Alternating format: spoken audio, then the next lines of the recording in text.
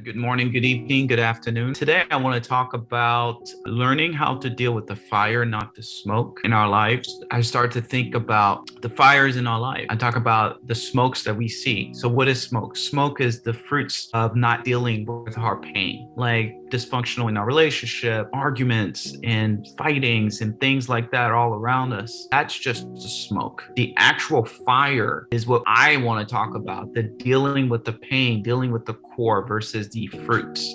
Deal with the roots, not the fruits. How do we get all this smoke and not deal with the fire?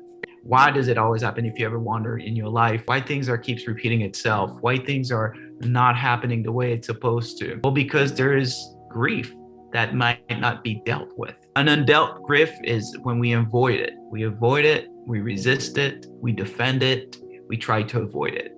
And the thing that's happening when you avoid grief, you tend to suppress it. You tend to use different things to avoid it. You tend to have short relief behavior. You tend to overeat. You tend to get mad. You tend to do something to the extreme, because what we're doing is we're resisting the process of feeling. And when you resist the process of feeling, you are actually creating more pain. There's resentment, there's control, there's being defensive, arguments happening in your head. And the arguments that happen in your head eventually will come out with everyone else around you. I want to just talk about what to do and how do we kind of deal with a lot of things that's going around us, and within a personal relationship with yourself first, and then a relationship with other people. Because life is all about relationship. When you think about it, it starts with you, and then it starts with other people around you as well. So the thing that you do with the fire inside, which is the pain inside of you, we've been taught to not talk about it, not think about it, not feel it. Well, the very first thing is to feel it. Feeling it is not going to kill you. The first thing, what helps me, is to feel my emotions, to let them go through me, right? They're not going to kill me. Because a lot of times when you suppress, you don't want these emotions to come up again because it's so scary, right? We kind of take a painkiller,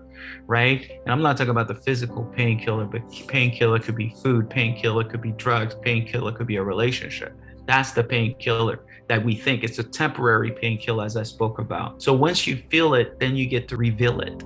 You allow it to feel, observe that grief that you haven't been connecting with. It's going to show you up. It's going to teach you something. It's going to talk to you about something that's been going on, or a belief that you have for the longest time. I know for me, whenever I'm triggered, it takes me back to a childhood memory of me being abandoned, me being hurt, or what now. So then I know what I'm dealing with. I'm not just dealing with the smoke, but I'm dealing with the root and the pain and the fire that's been burning since I was a child. That's showing up when I see an injustice. I remember the injustice as I grew up. So I get pretty fired up about that. But then again, I'm not really dealing with the fire, I'm dealing with the smoke.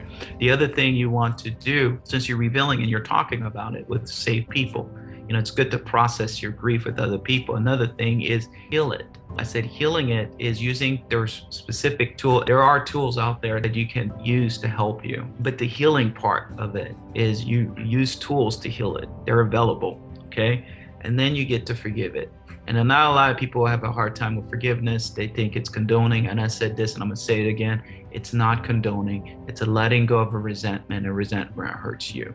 So it's a letting go of a better, different yesterday. We're trying to change what happened yesterday. We can't do that. And then the last thing is once you forgive it, you leave it, meaning that you got to let go. You've got to let go of that pain. You got to let go of the failure in order for you to receive success or receive healing. You can't hold on to pain and receive at the same time. And you have to open your hands so you can receive the healing. What you resist will persist and will keep repeating itself, right? So when people say, oh, I forgive, and people ask you to actually trust them right away when they hurt you, that doesn't work that way. Trust gets to be built. Just because you forgive somebody, that doesn't mean you trust them right away, okay? In relationship, that happens. So I think a lot of times, I think that's one of the reasons why we don't like forgiveness, because we feel like, well, that means they have access to my heart. But no, they don't. Trust is built. Trust is earned, okay? So you do the same thing when you're hurting somebody. Well, don't expect them to trust you right away. And just because they forgave you, that doesn't mean they're able to trust you right away.